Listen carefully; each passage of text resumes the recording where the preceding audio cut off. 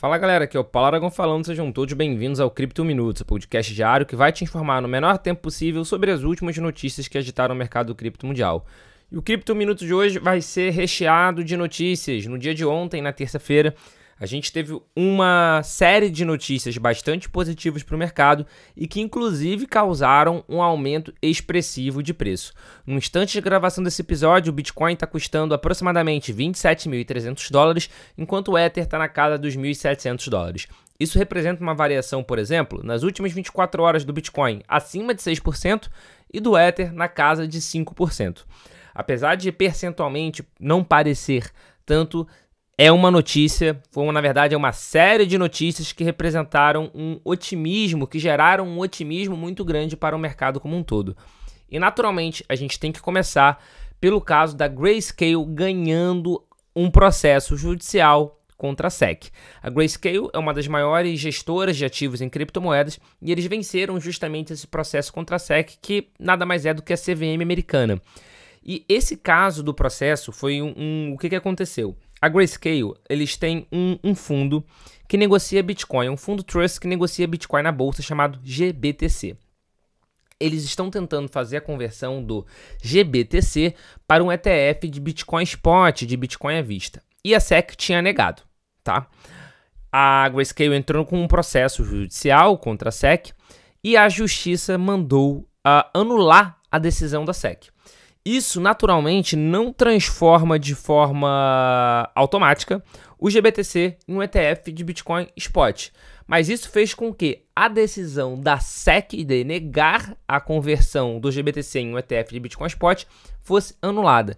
E vale ressaltar que, no despacho judicial, o juiz colocou que a decisão da SEC de negar tinha sido de forma autoritária e que os argumentos utilizados haviam sido insuficientes. Ou seja, a argumentação da SEC para negar essa conversão do GBTC em um ETF de Bitcoin à vista foi considerada frágil e essa argumentação era uma mesma argumentação que estava sendo utilizada também pela SEC para negar e para dar delay em outros pedidos de ETF de Bitcoin Spot. Com isso, o mercado ficou extremamente otimista de que nos próximos meses a gente vai sim ter um ETF de Bitcoin à vista, o que vai representar um ciclo, um potencial início de ciclo de alta justamente por causa do inflow, da entrada de capital no mercado de cripto. A gente não sabe se isso realmente vai acontecer, mas sem sombra de dúvida é uma notícia extremamente positiva no curto, no médio e no longo prazo. E que nem a gente já falou, o mercado reagiu positivamente, com todas as principais criptos valorizando de maneira considerável. E essa não foi a única grande notícia do dia. O Twitter, agora conhecido como X, obteve uma licença de transmissor de pagamentos para criptomoedas, emitida pelo regulador de Rhode Island nos Estados Unidos. Isso autoriza a plataforma a oferecer diversos tipos de serviço relacionados aos ativos digitais, relacionados às criptomoedas. Isso é mais um passo, vale ressaltar que isso é mais um passo do antigo Twitter no ecossistema das criptomoedas, chamando a atenção para a integração cada vez maior entre as redes sociais e o mundo cripto.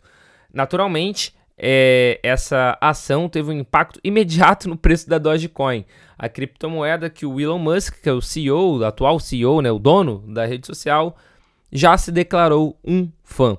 Vale ressaltar que não se tem nenhuma notícia concreta de que a Dogecoin vai ter qualquer relação com isso. Mas, de qualquer forma, as pessoas já demonstraram otimismo que, eventualmente, o antigo Twitter vai fazer algum tipo de integração com a Doge. E as notícias não param por aí. A Circle, que é a emissora da stablecoin USDC, se uniu ao mercado pago para expandir o uso justamente da USDC na América Latina. A união entre a Circle e a Fintech Mercado Pago está focado inicialmente no mercado chileno, mas a parceria visa promover a eficiência e acessibilidade aos dólares digitais na região. Vai começar pelo Chile, mas faz parte do roadmap, faz parte do escopo expandir para a América Latina como um todo. Agora, vale ressaltar como isso pode afetar a adoção de criptomoedas em países com alta inflação, né? Porque a gente tem visto, por exemplo, a adoção das criptomoedas sendo muito maior na Argentina do que em El Salvador, justamente por causa da crise inflacionária que o país está vivendo. Então, será que essa união entre a Circle e o Mercado Pago pode facilitar? Ou será que as exchanges locais já seriam capazes de suportar tal demanda? Não sei, vale a pena a gente acompanhar, mas de qualquer forma, uma fintech, uma empresa do tamanho do Mercado Pago, uma empresa do tamanho do Mercado Livre, se envolvendo cada vez mais com criptomoeda é extremamente interessante. E para fechar o Cripto 1 Minuto de hoje, é uma curiosidade. Segundo relatórios, os Estados Unidos agora controlam a 5ª maior carteira de criptomoedas do mundo. Isso é um indicativo de duas coisas. É um indicativo do crescente interesse, tanto do governo quanto das pessoas, e também um indicativo da adoção de criptomoedas no país. Mas vale ressaltar que grande parte, né, dessa carteira é oriunda de apreensões.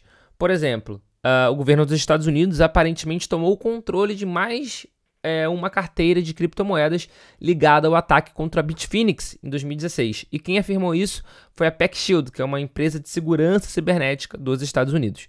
Segundo ele, os Estados Unidos assumiram o controle de um endereço contendo mais de 94 mil bitcoins. Para ser preciso, 94.643.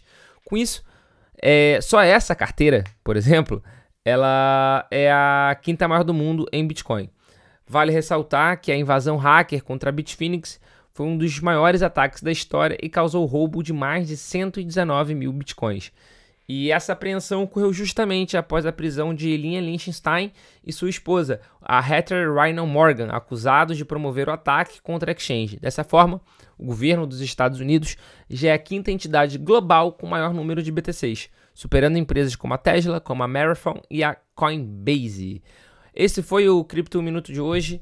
Muito obrigado pela sua companhia. A gente quer escutar a opinião de vocês, o que vocês acham de todos esses acontecimentos. E, para fechar, fica o questionamento. Agora é lua? A gente já tem um encontro marcado aqui no episódio de amanhã. Valeu!